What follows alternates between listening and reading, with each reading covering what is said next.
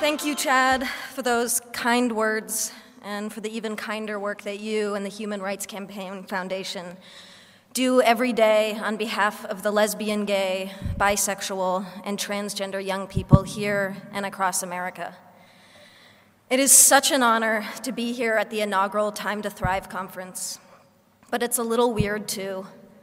Here I am in this room because of an organization whose work that I deeply, deeply admire.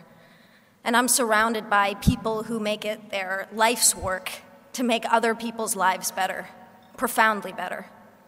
Some of you teach young people. Some of you help young people heal and to find their voice. Some of you listen. Some of you take action.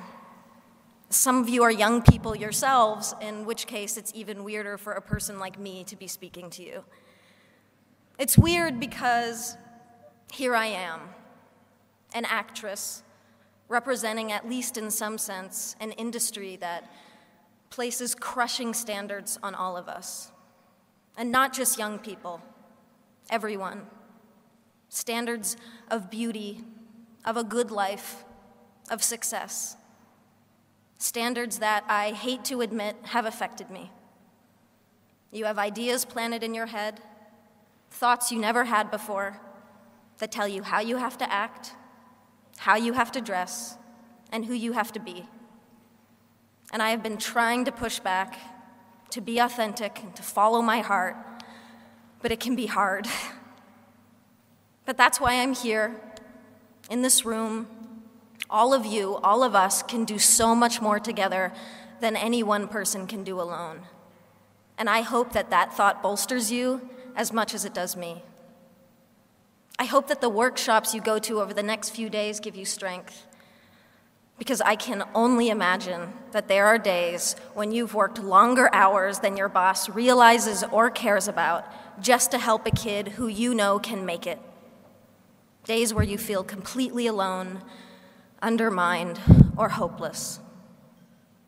And I know that there are people in this room who go to school every day and get treated like shit for no reason.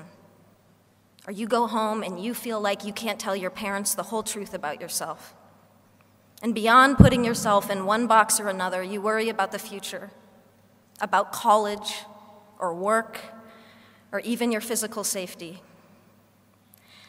And trying to create that mental picture of your life, of what on earth is going to happen to you, can crush you a little bit every day. And it is toxic and painful and deeply unfair. And sometimes it's the little insignificant stuff that can tear you down. Now, I try not to read gossip as a rule, but the other day, a website ran an article with a picture of me wearing sweatpants on the way to the gym. And the writer asked, "Why does this petite beauty insist upon dressing like a massive man?" Because I like to be comfortable.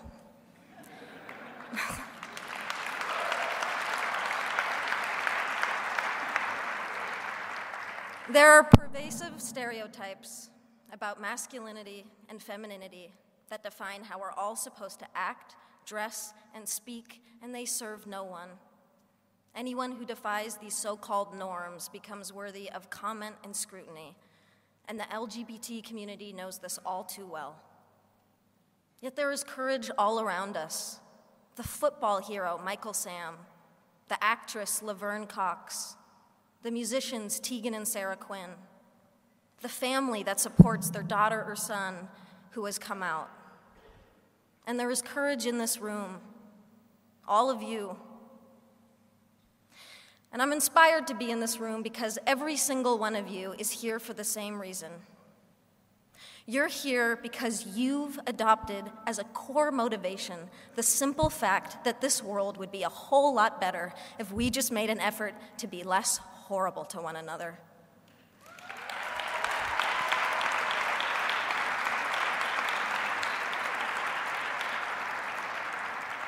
If we took just 5 minutes to recognize each other's beauty instead of attacking each other for our differences, that's not hard. It's really an easier and better way to live.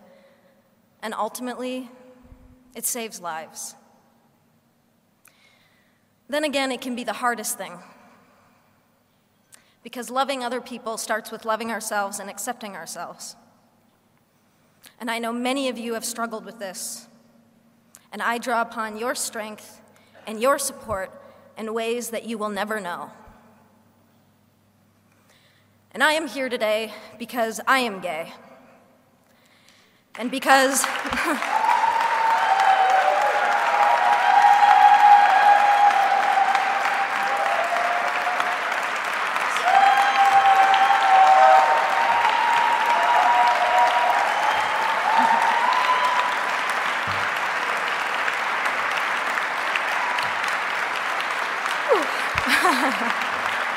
thank you.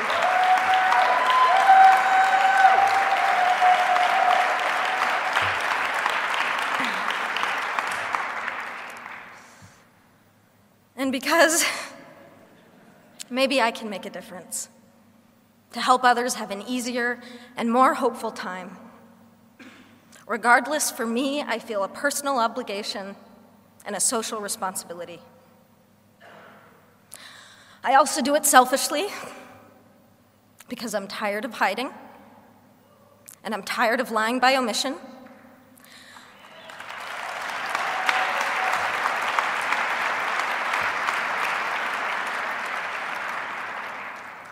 I suffered for years because I was scared to be out.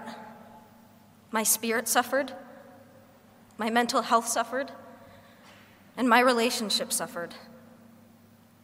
And I'm standing here today with all of you on the other side of that pain. And I am young, yes. But what I have learned is that love, the beauty of it, the joy of it, and yes, even the pain of it, is the most incredible gift to give and to receive as a human being. And we deserve to experience love fully, equally, without shame and without compromise.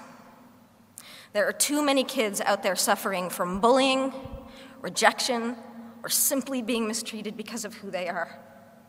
Too many dropouts, too much abuse, too many homeless, too many suicides.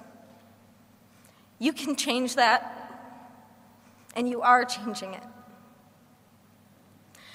But you never needed me to tell you that.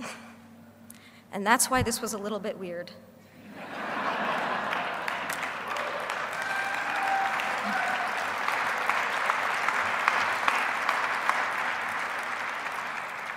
The only thing that I can really say is what I'm building up to, is what I have been building up to for the past 5 minutes. Thank you. Thank you for inspiring me. Thank you for giving me hope. And please keep changing the world for people like me. Happy Valentine's Day. I love you.